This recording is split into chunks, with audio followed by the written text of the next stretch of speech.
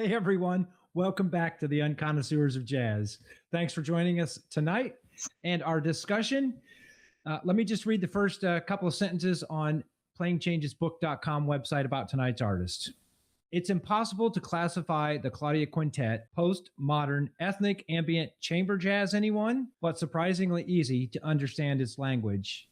A brainchild of percussionist John Hollenbeck, best known for his supporting roles with Meredith Monk, Bob Brookmeyer, and Quang Vu, the ensemble reflects his allegiance to both the roughshod polyrhythms of field recordings and the lunar shimmer of ECM.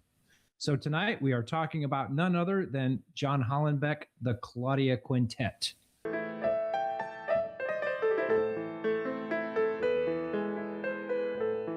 Let's get into some jazz. What a good weekend listening to this music. May not be my particular flavor, and we'll get into that, but it is definitely an album worth noting. You need to make sure that you've at least listened to it in general once. But I've listened to it probably 5 or 6 times this week. I didn't veer far from it. Mostly because, like Matt said in a conversation Saturday morning, I think it's hard to find any other albums on streaming platforms. So I ended up taking advantage of YouTube videos from like 09 Jazz Baltica, Newport Jazz. There are some videos out there where they are playing together as the Claudia Quintet. And I know that we'll get into more of that in a little bit.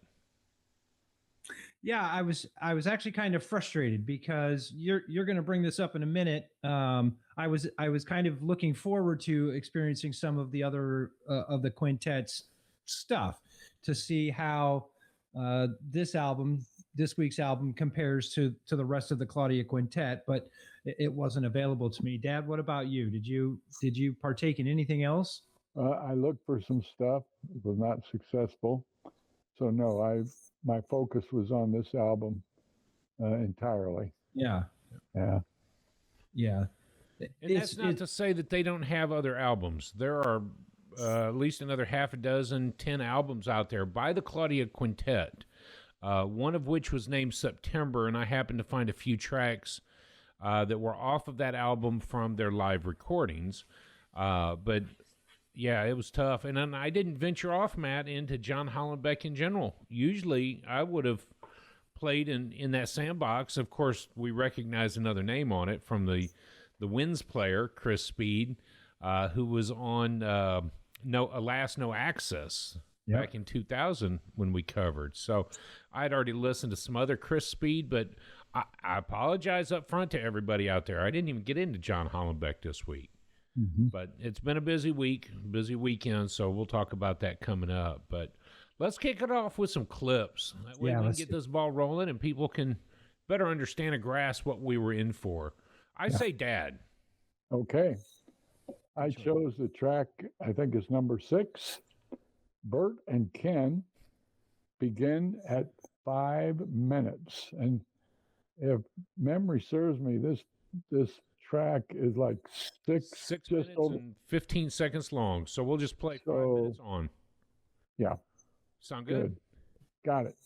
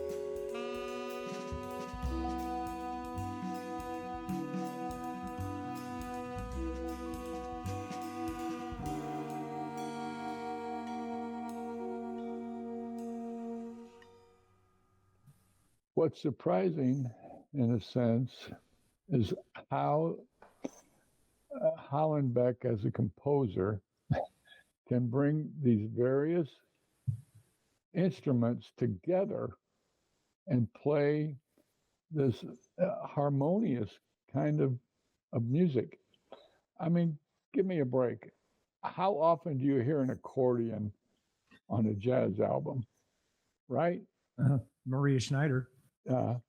And how long has it been since we've heard a clarinet on some of the recent jazz that we've listened to? I mean, clarinet harkens back decades. Yeah.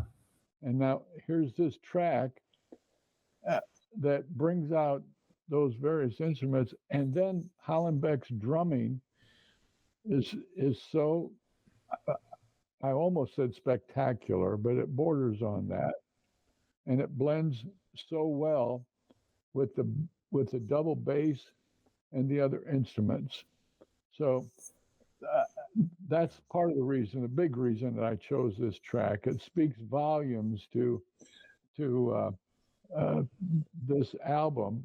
However, and we can discuss this later, not every track and not every track is this mellow, but this part of that track is definitely mellow. So there you have it. I think that, Dad, you hit it there, and Matt, you brought the name up, Maria Schneider. This harkens to me to Concert in the Garden, and the composed elements of this really make it seem like a larger ensemble than the quintet. And so it's how do you get that sound? And it comes back to that clarinet. It's not an overpowering clarinet sound like the hot jazz would have been. It almost makes you wonder, is it really a typical clarinet? But then the accordion, it makes you think about the hills in Kansas that she had talked about and composed for. So my question was, what goes through his mind when he writes a piece like this for this group in this type of unit? And that leads me to this. The Claudia Quintet will always be these members. It's not like the Jazz Messengers that are going to have new iterations year after year after year.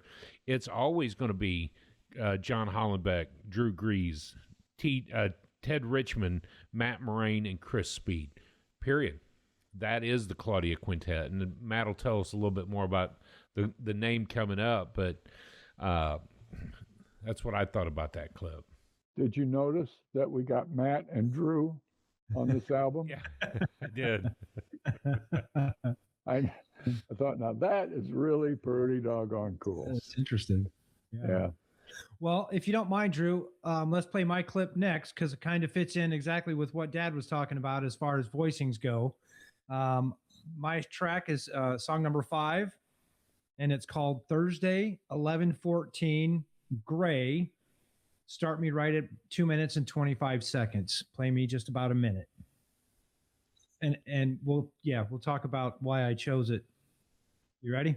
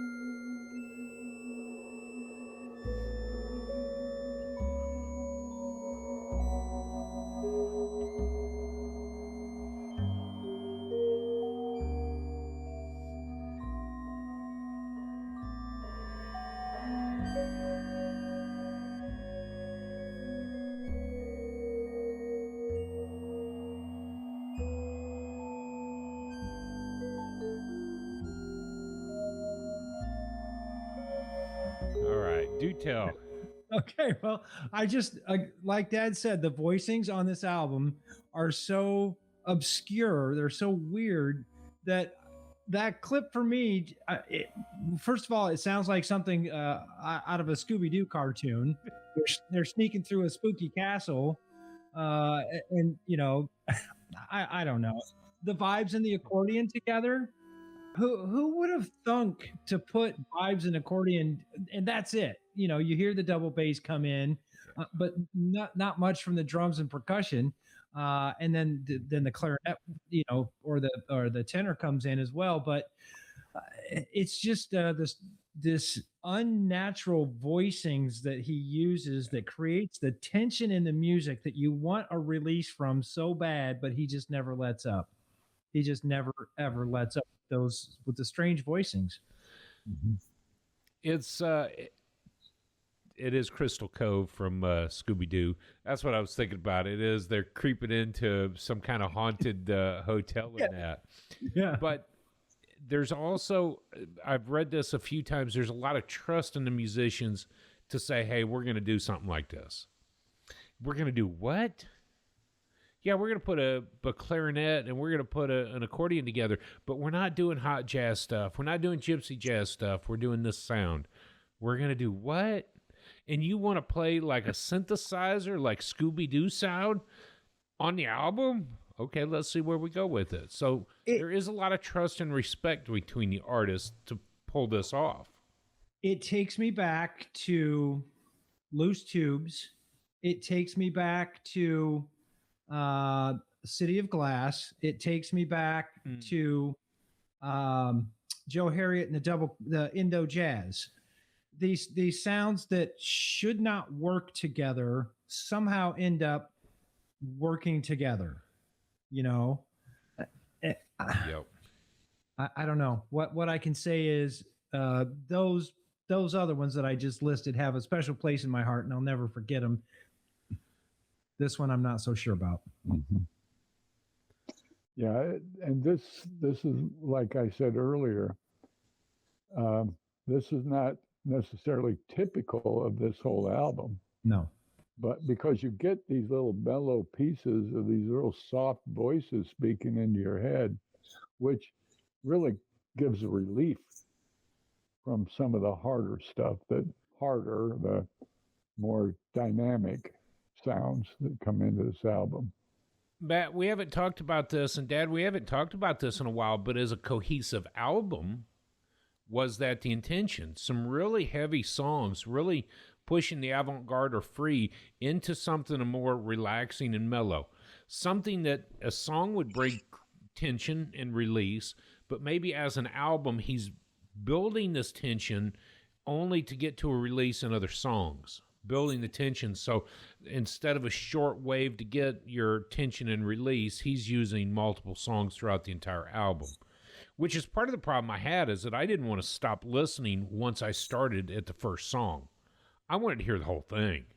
And that was difficult because I don't always have the hour to commit while driving down the road for 30 minutes. But it always led me to, I can't wait to leave here so I can put on the second half. Or many occasions I would start the morning with the second half and go through the first half later. So maybe that's not right in that, but it's kind of how I'm wondering. It's a good way to think about it. The whole album is the tension building up, and there are a few comic reliefs in the middle to give you a break from the tension. A very dramatic movie with a 10-second comedy break makes you laugh, and that's the 10 seconds of the movie that you remember. Yep. So yeah.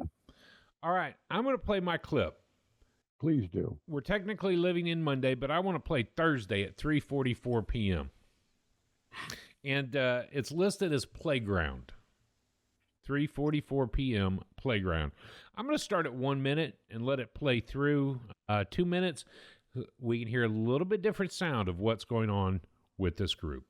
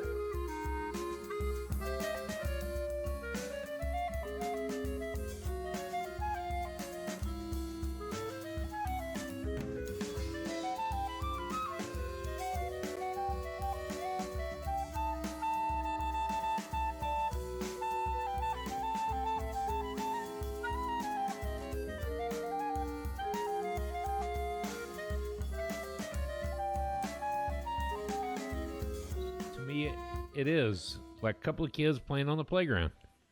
That's what originally struck me in this. And Dad said something earlier, I'll let him tell you in a moment, but it's taken me all week to figure out which particular clip tells me that this is the album that I'm in for. And even as of an hour ago, I was like, at least I've got the clip. So when cameras start failing and audio starts failing, at least I have something written down for what I wanted to hear. But this is something that hit me this week when looking for more of the Claudia Quintet. I got to watch a lot of their live stuff. Because of that, you get to see the interplay of the musicians. And there's a moment on stage when you see sheets and sheets of music, and I think, if it's all written, where do you get to improv? Where do you get to fun if it's all got to play it this way? And there was one scene that passed over. It was the accordion.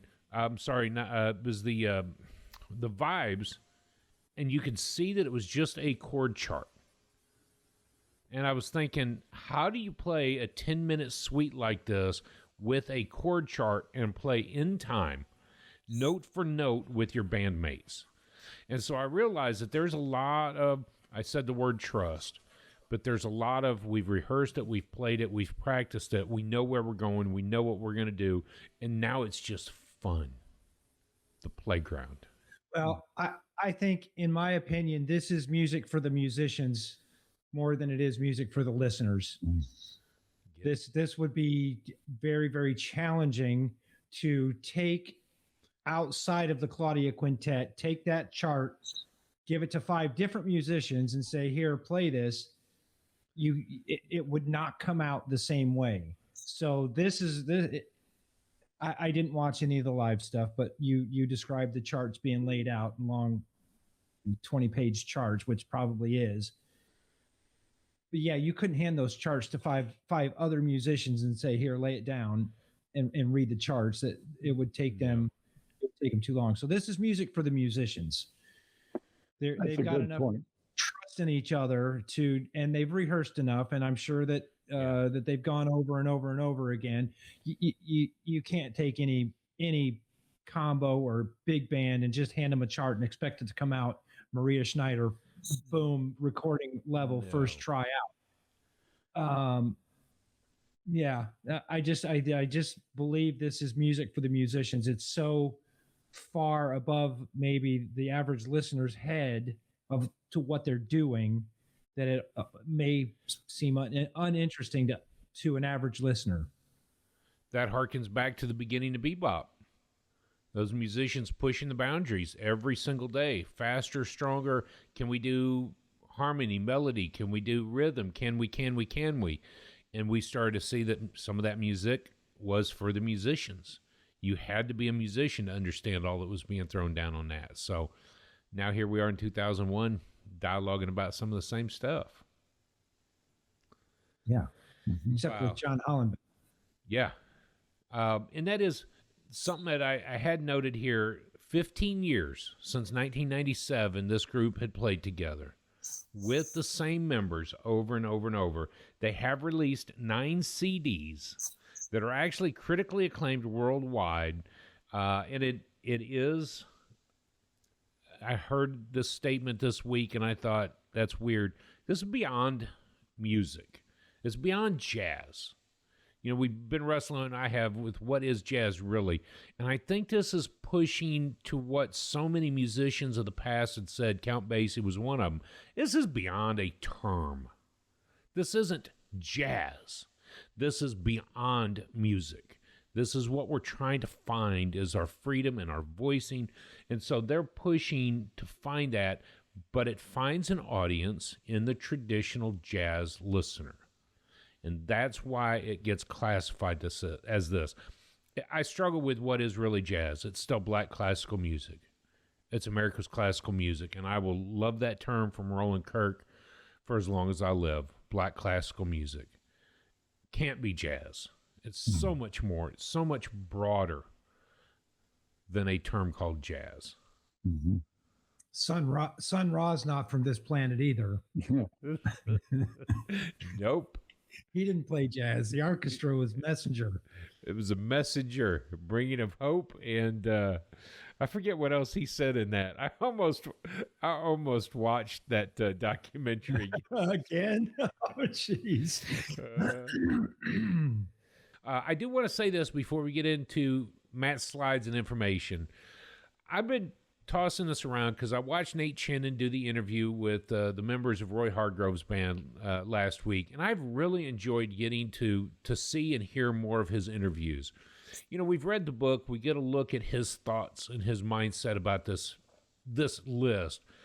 But Matt, when you picked a quote to open with, it's impossible to classify this.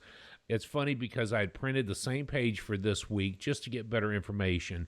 And I was reminded that we can get a look into who these people are by the things that have been written by them.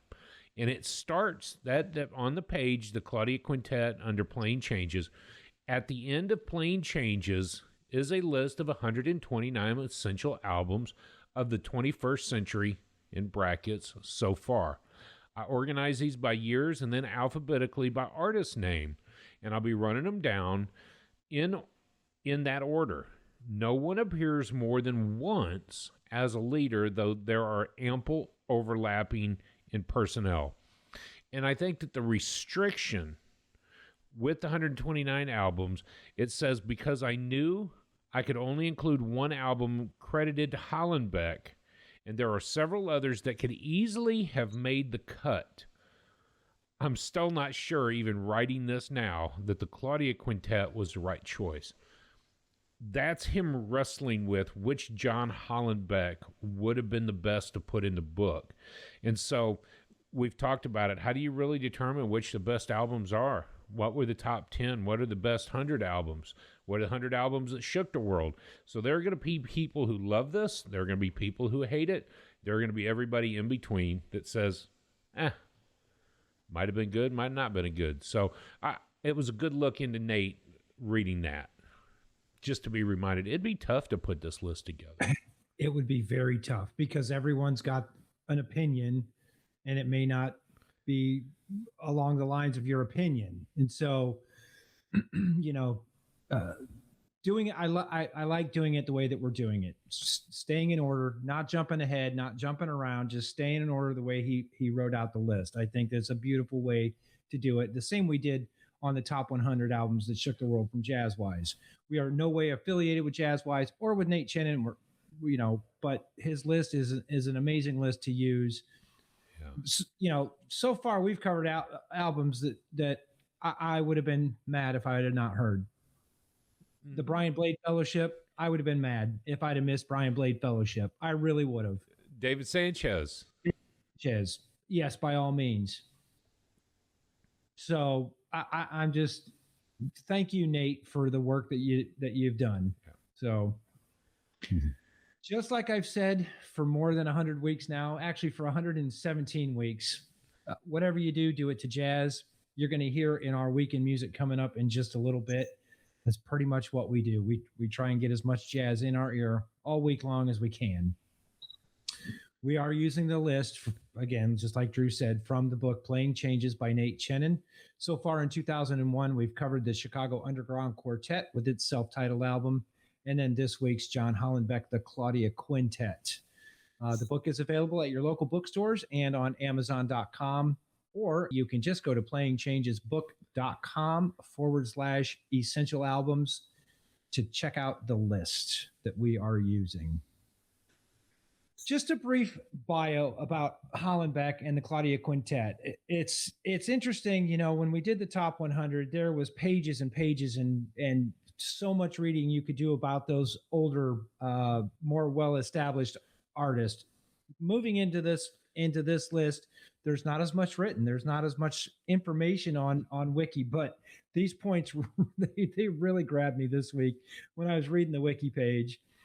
The quintet started as a small group called the Refuseniks. So I don't know what the term means. Refuse means garbage. Nix means what? The garbage people, maybe? What's a beatnik? Oh, beatnik. Yeah. long-haired hippie type, before hippies with a sharp goatee. Oh, so kind of like him sitting over there. Maybe wear a sweater vest. They were pre-hippie right? hipsters. Yeah. Okay, so that's what I thought of when I saw the name Refuseniks. It's just kind of a beatnik band of guys together. Yeah.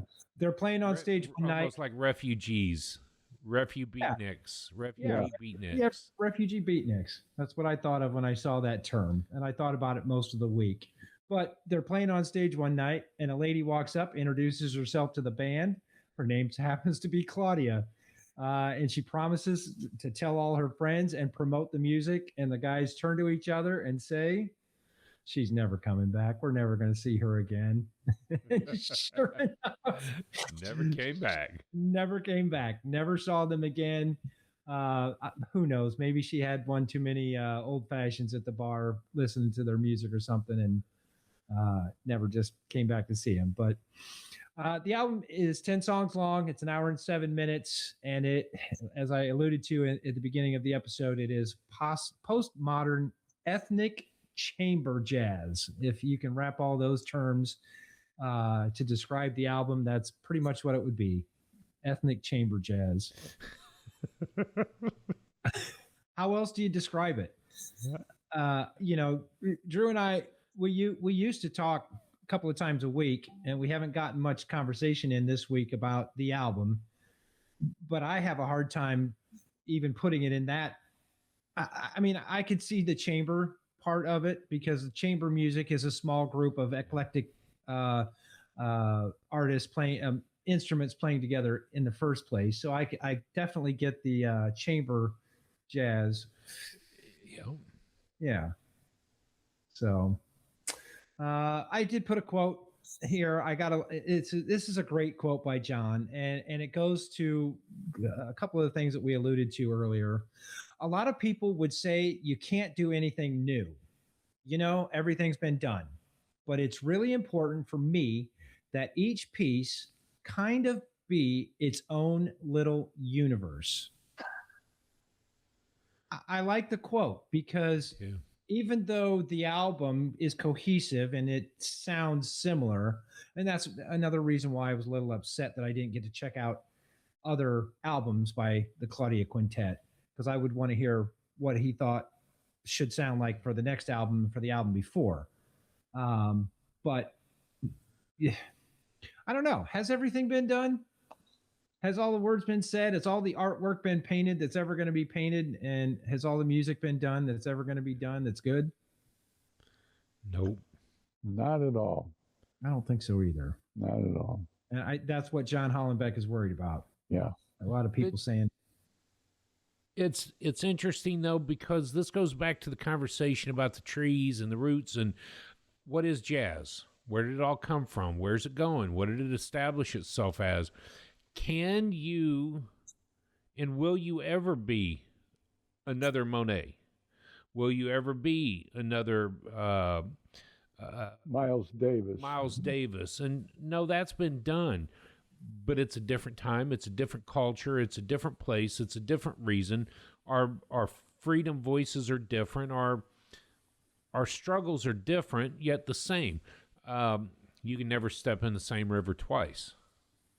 And so I think that there's a lot that will always change, and you can only string so many notes together before you start playing the same song. Solo I have for Summertime starts out with the first two measures of Nature Boy. And I laughed when Joe said, "Hey, that's Nature Boy." And I'm like, "What's that?" Well, then I look it up later and I'm like, "Oh, that's an awesome song to play." Well, now all of a sudden I could play Nature Boy over a solo. And if you don't know the song Nature Boy, you'll never know that I played somebody else's song as my solo. In the jazz world, you would recognize that. But those things don't change. Those are still the greats. But what will change is our feelings, our emotions, as we string those notes together. Do, re, mi, fa, sol, la, ti, do. sing them in your own voice, and they're different. Matt, you notice he waxes philosophical on occasion? Yeah. That's what I appreciate about the show anyways, is that he can speak like that, whereas I can't. So exactly. I appreciate that.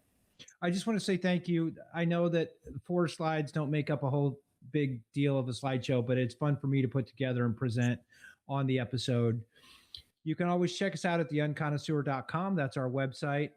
We do have a merch store available there as well at theunconnoisseur.com. There's a merchandise link where you can buy t-shirts, coffee cups, mouse pads, and such. I was made aware of last week that the Spotify podcast link is not working. It seems to me that none of the episodes are up on Spotify. I'm still working with Spotify on getting that resolved, but I do know that they are on Amazon and iTunes. So if you want to listen to us on podcast, instead of watching our beautiful faces talk about jazz, feel free to go to the A or the S and say, play me the Unconnoisseur podcast. Make sure that you hit that like and subscribe button and follow along with us on our journey into listening to jazz. And if you like, we also have a streaming radio station, WTUR.org, that we are very, very proud of. 24-hour jazz music. You do get to hear our voices in a break every now and then for a commercial chuckle. So let's finish our discussion so that we can rate this. I made a couple of notes this week. I found it interesting. I didn't get his first name, but Ratliff, he's a critic, said, if the music were a little bit dumber, it would resemble the music of the rock band Tortoise. No disrespect to Tortoise. He called it, well, he's thinking it's dumb music, but I think that it's intelligent, smart music that's over my head. That's the way that I looked at it all week, as I don't understand it because it's over my head. It's music for the musician. I also made in my notes this week, don't just listen. You've got to hear the music. You've got to hear and process and understand what's going on so that you do have a better understanding of what's going on. Hollenbeck does some amazing polyrhythmic work. If you're listening to 4/4 time from the band, he may be playing 5/6 time and pulling it off perfectly, where it sounds like it's out of time, but he may be playing 5/6 time on the cymbal and 4/4 time on the snare drum, and it sounds out, but it's not out. That's the polyrhythmic portion of the term that I used at the beginning of the episode. The polyrhythmic. I made the comment to you, Drew, last week when we were brief discussion. I couldn't picture the musician sitting around playing this music from a sheet, and it almost made me wonder, was he sitting behind a computer just putting all this stuff in order? And he had this clarinet, he had the tenor sax, he had the vibes, and he's just lining it all up where he wants it, so it sounds like. But that's not the case. It's not the case. They're real musicians. So I struggled I struggled this week just based on, I couldn't picture the way that they were set up, how they were reading the music. I just struggled this week with it. I wrote, before I'm done, the spacing is good. He leaves a lot of space for instruments to come through. There's definitely not one that he lets shine more than the other, although they do break down, like the clip that I played, the vibes and the accordion together. He lets them break down what they've got to say, but then they come in and bring it in together as the quintet together. So I like that part. This week, the spirit is lacking for me. I just couldn't get the spirit. The spirit and the emotion are lacking for me this week. Mm-hmm. That's all I have to say. Good stuff, though. Good stuff. So, because I'm not musically inclined, except for playing the radio, the thought came to me. Do you remember participating in any kind of a group of young people and a game where you have a brown paper bag and everybody gets a chance to reach into the bag and draw something out. For me, this album is a mixed bag of in and out, up and down, roundabout, easy listening, more difficult to listen to. So you reach in, you're not sure what you're getting. You might get some vibes that come across so melodious. You might get a clarinet or a saxophone that I call overblowing and squawking, and so you want to put it back, but you can't put it back because it's in your hand, and in this case, it's in your ears. So that's my perspective on this album as a whole. There's some really soft pieces that a person could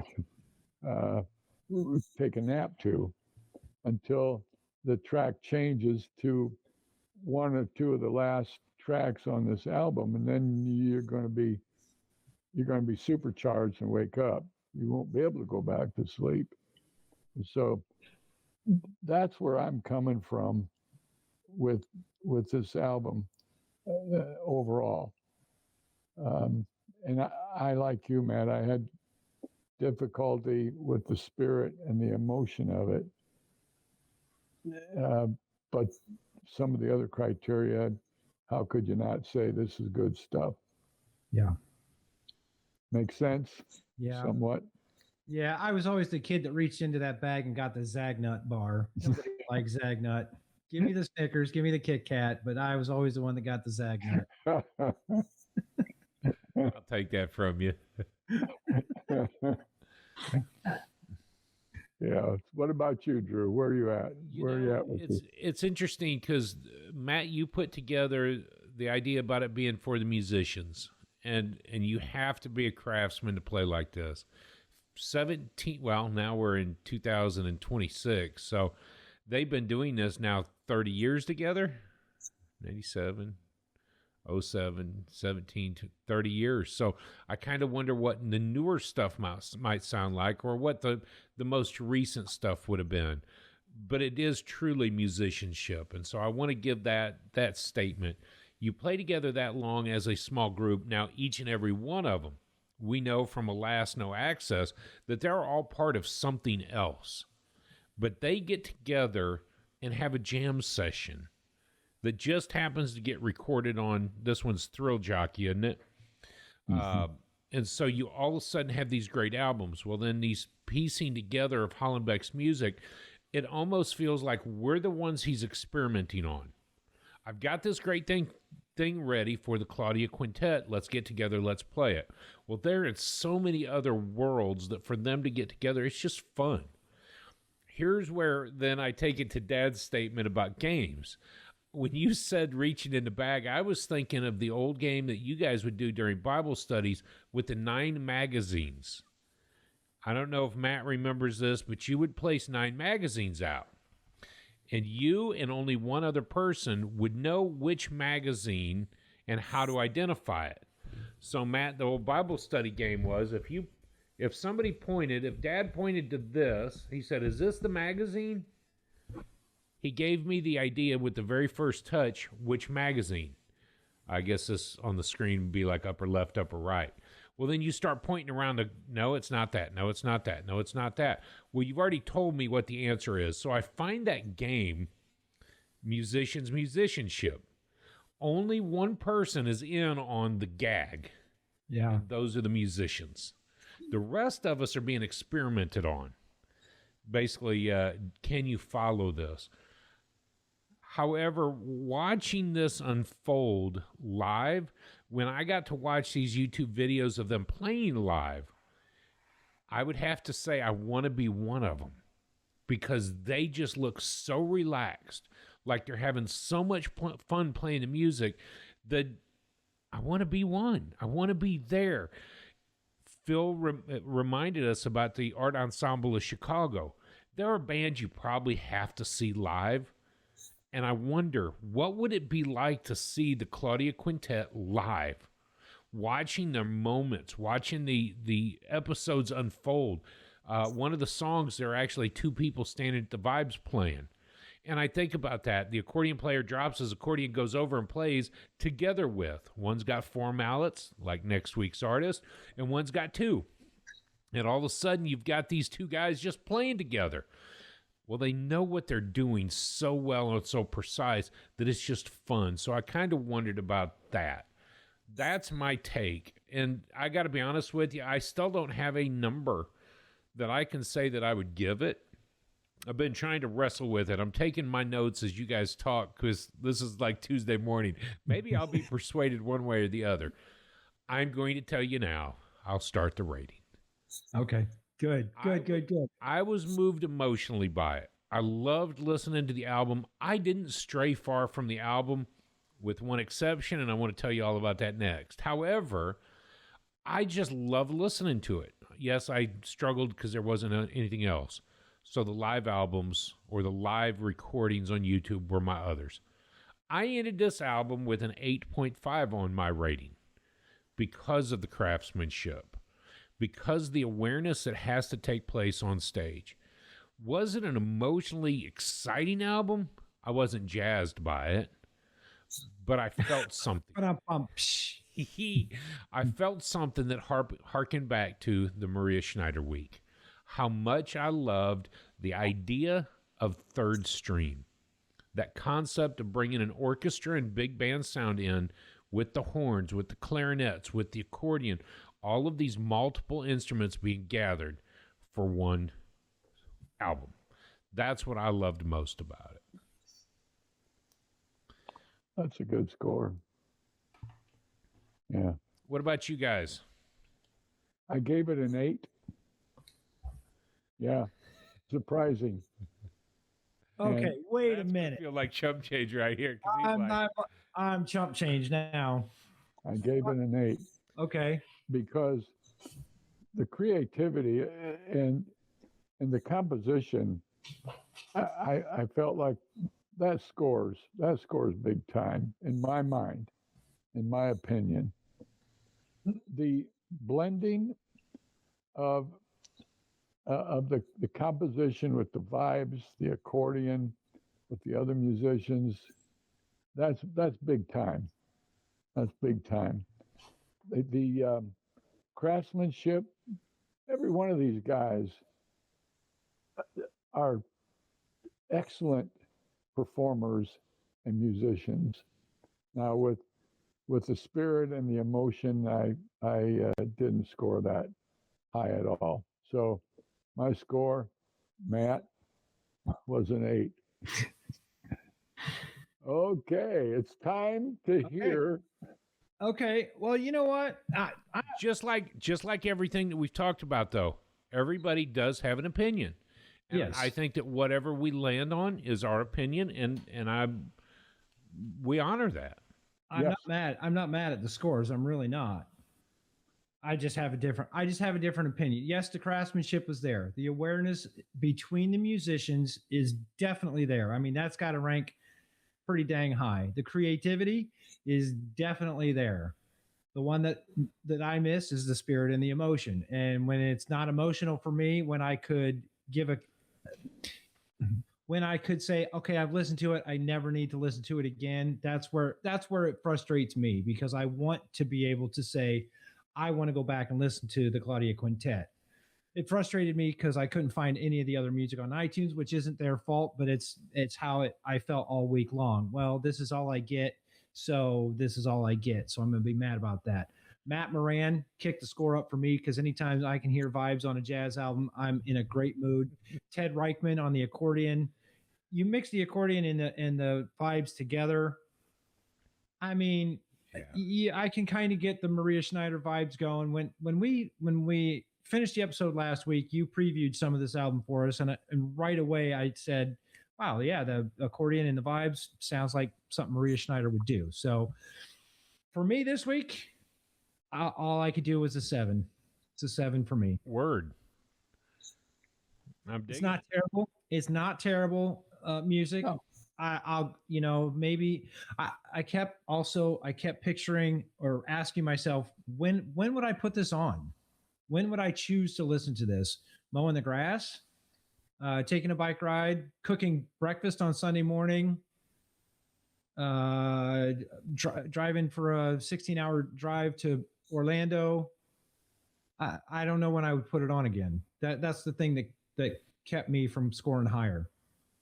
The recognizability is there for me. I think I would recognize it, in a month from now and 6 months from now when I'm playing my little game and I put my music on shuffle. I'm glad you didn't bring that question up beforehand, because it might have lost a half a point in my mind. Because when do you listen to it? With the ebb and flow of super speed and chill back and forth, you might just say, yeah. The other is, did I have to go listen to it?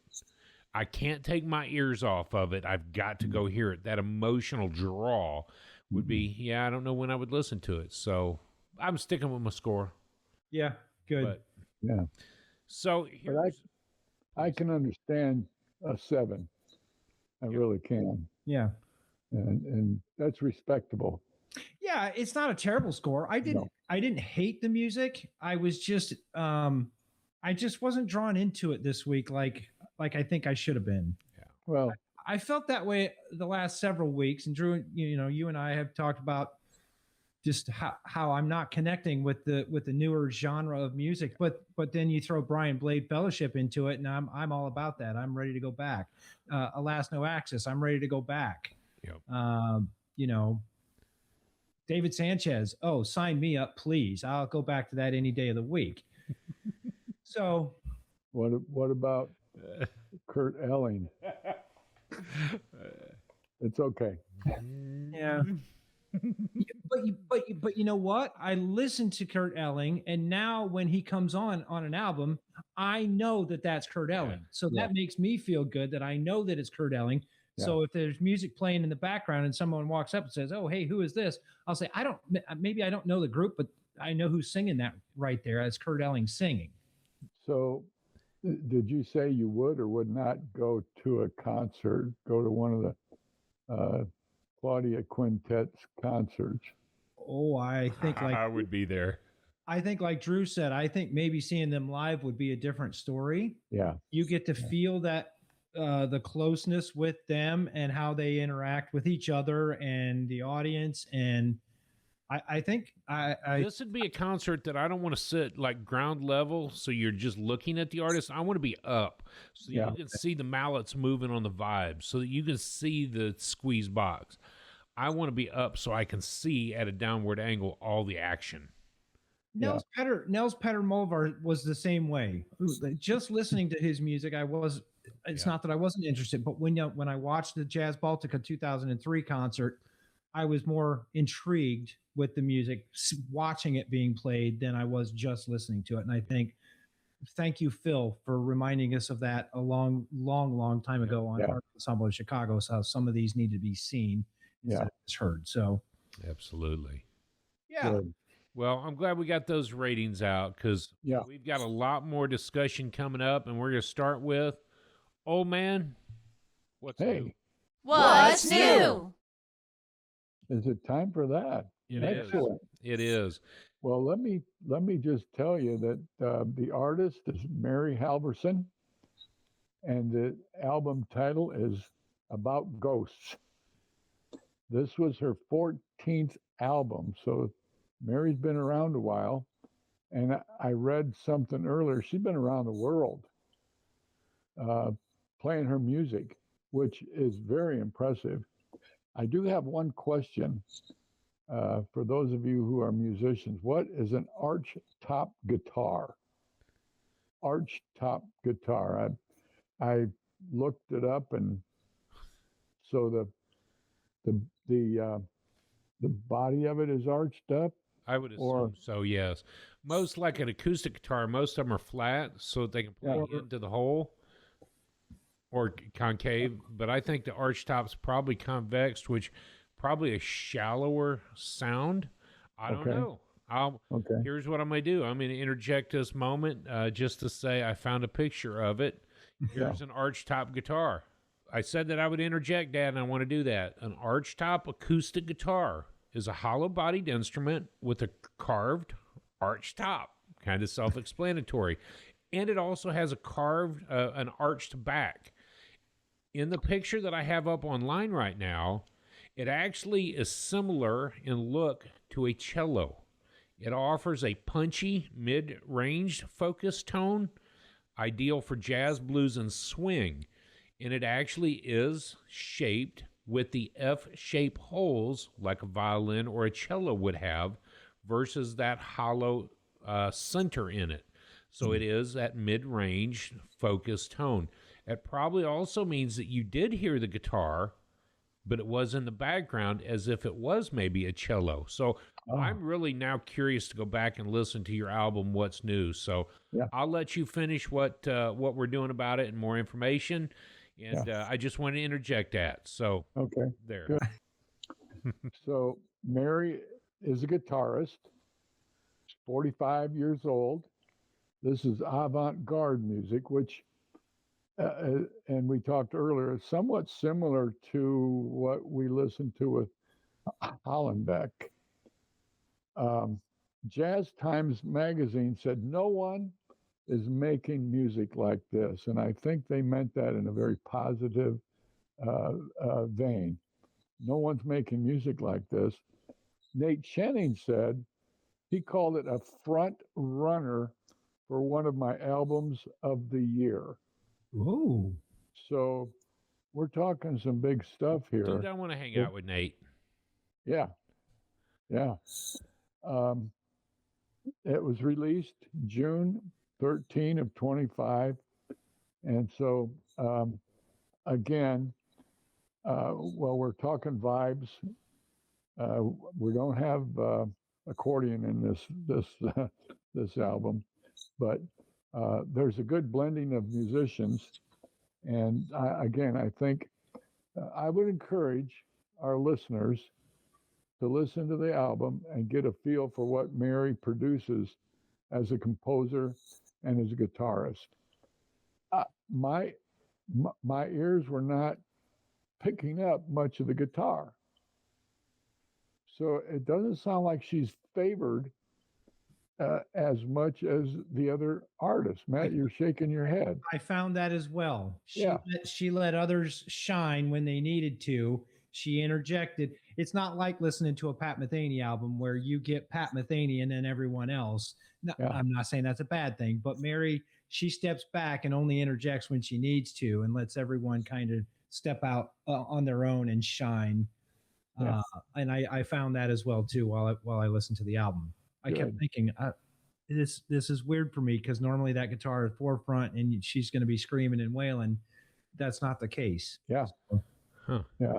I thought that was interesting because I kept listening for more. Now it's there and you can hear it. You can hear her playing on some of the tracks, but it's not pronounced. So, take a listen to Mary Halverson about ghosts. It's a good pick. It really was. It was a good pick. I look forward to listening to this because I have not. Yeah. All right. Drew, I like what you said as well, that you would be willing to hang out with Nate for an evening. Nate, hey, I'll invite you to the episode. You can sit with us and talk about the album that we're talking about this week. You can email us at theunconnoisseur@gmail.com. Just send us an email and we'll reach out, have our producers reach out and and get in contact. Your people in contact with my people and we'll get it made. So to hang out. There you go. Wait a minute. Am I your people? I'm the goofball throwing this together. So, yeah. Anyways, so, that wraps up What's New. And Dad, each week you continue to come up with these. Matt, you continue to come up with these PowerPoints that just are the bullet points that make it seem easy. So I appreciate y'all's due diligence in getting these things done week after week. The facts that come out, the new albums that we get to put our ears on, all leads us to a wonderful week in music. So that leads us to that wonderful week in music. What has been going on personally with both of y'all? Matt, you want to start or you want me to? You know what? I'll go first. I'm warmed up. Kendra and I had a great weekend. We hung out Saturday together at the Wine Fest downtown. So We got to meet up with some friends that we met last year, and we met some new friends this year who actually live in our neighborhood. So it's fun because you're downtown, you're sharing similar interests, and so you're willing to talk to these people because you're already sharing a common interest with them. You're there to taste wine and to buy wine, and so you're standing in line, you turn around and you're talking to complete strangers and realize that they're right in your own neighborhood. So it was a fun weekend. Keaton and I went to a hockey game Friday night. Comet hockey is in full swing now because they made the playoffs, and game one Friday night. Watched a lot of NHL hockey Saturday evening. Gonna watch some tonight when we're done recording. So hockey season, Stanley Cup season is always a time for me to watch a lot of hockey, which I enjoy. I had a lot of great music in my ear this week as well. Dad, your pick, Mary Hoverson, was good. I did John Hollenbeck and the NDR Big Band, which I got to tell you, I'm glad I'm not scoring that album. The name of the album is called Coloring Hockets, and that's John Hollenbeck and the NDR Big Band. The big band didn't impress me like I thought it would. When I hear big band music, I expect, WDR from Germany. I expect Three Rivers Big Band from Fort Wayne. But what's that other guy? Count Basie. Count Basie. Hey, that's right. We saw Count Basie, didn't we? Yeah, we did. But other than that, well, let's see what else I had pulled up in my library because I did download. I did the other Art Blakey album. Oh, by the way, couldn't pass that up. I did the Trio 9900 Pat Metheny Trio album. Let Go by Robert Glasper. Drew, I can't begin to thank you for that recommendation. So yeah, a lot of great jazz music. I had a really decent week. I really did. It's a good week. Good. Excellent. What about you, well, Pops? Mom and I spent 2 nights, 3 days at Pokagon State Park. Had a marvelous time, and we just relaxed. I took my computer with me. I wrote a little bit on my memoirs and spent a little bit of time doing that. On Thursday, we took a brief walk. I was not feeling energetic at all. We were out for just over 20 minutes, and partway back, I had to find a bench and rest. I don't have the energy that I'm anticipating. The recovery process is taking longer. But in terms of listening to music, I had to be careful because your mama doesn't like much of the the jazz stuff, and I had something on while we were driving into Angola, and she said, I don't, do we have to listen to that? And so I changed. But anyway, I listened to Black Codes. Oh. And loved it. Shebang. I had Parker Bird, the original, which I'm going to go back to. Bill Evans Trio, Portraits in Jazz. Oh. Yeah. Making my mouth water. And which one of you recommended? You need to start texting us those. Hey, by the way, I'm listening to Black Codes right now, right? So that we can join along. And yeah, I would anticipate you guys listen to Glasper's "Let Go." Oh yeah, yeah. I had that in my ears, and I find Third Force very appealing to me. So I listened to the album Force of Nature this week, and I thoroughly enjoy it. Maybe this won't be a surprise to you, but Stan Tracy, Under Milkwood. Yeah. And what made you pull that one up, if you don't mind me asking? You know what? I don't know, but I was looking through some of the music I'd listened to over the last many months. and that was one that came up. And I said, well, I haven't listened to it for a time. Let me go back to it. And of course, I forget the history of it right now, but as I played it, I remembered the history of it. I don't remember what that is right now, but enlighten me. Well, I'm just thinking that's the kind of almost opposite spectrum of John Hollenbeck. So I mean, I'm glad you pulled it up. I should have done that too, because actually I thought about him last week when we were covering the Chicago Underground, how different both of those really are. Yeah. So that was my week in music as such. Again, I couldn't listen to much of it in the car, and I haven't figured out how to listen through my hearing aids in the car without it going into the car radio. Once I do that, I'll be good to go. Good to go. Yeah, but you won't hear what Mom says. Oh, that would not be good. Like that. No. There you have it. Drew, where you at, buddy? What's going on with your week in music? It's been a busy week around here. This weekend has been the longest month of my life. It's been a good week, though. I am coming to the end this week. We're recording on Monday, and Thursday is my last day of school with these young folks. We've come to the end of the NICA season, and we've kicked off the Lake Travis Youth Association mountain biking. So I'll be teaching first through fourth graders how to ride mountain bikes. I've got a pod that's an hour and a half long that are very new riders, and then another hour and a half with more advanced riders. These are kids that I could just about see taken to the trails and beating on them. It'll be fun with that group. So a lot of things have been unwinding this week. It's been a great wrap up. My music this week, though, I stayed to the Claudia Quintet. I didn't veer a whole lot except for 2 or 3 or 4 times this week, Roy Hargrove, Love Suite in Mahogany. It came out a few years ago. It was a much earlier recording. And what hit me as I'm listening to it, I just fall in love. I love Roy Hargrove. But at the end, he says, and I've got special guests up here, Andre Hayward. And I'm like, come on.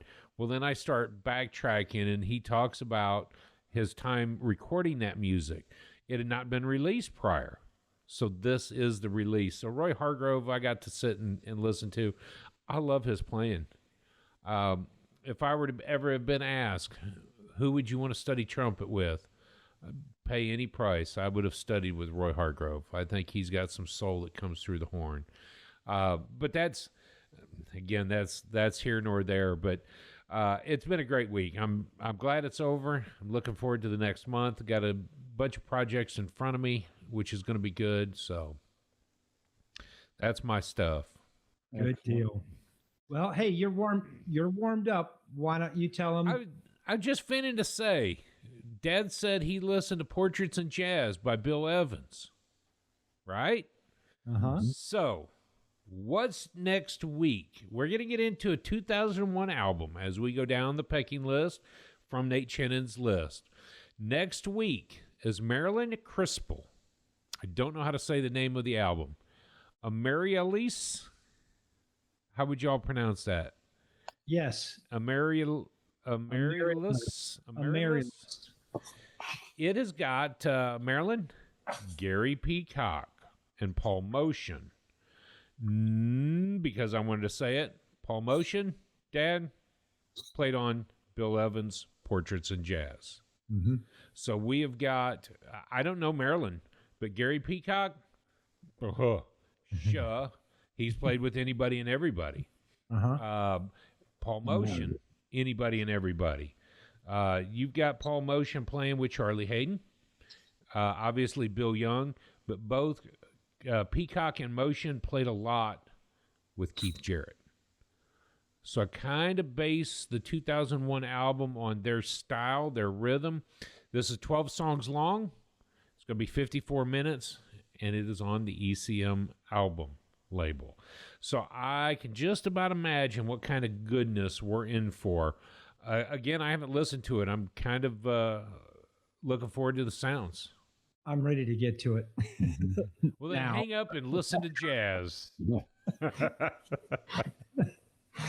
Oh, man. So that's next week. I look forward to talking about it. Yeah, me too. Okay, brothers. Okay. Thanks. Hey, whatever you do, do it to jazz. Got it.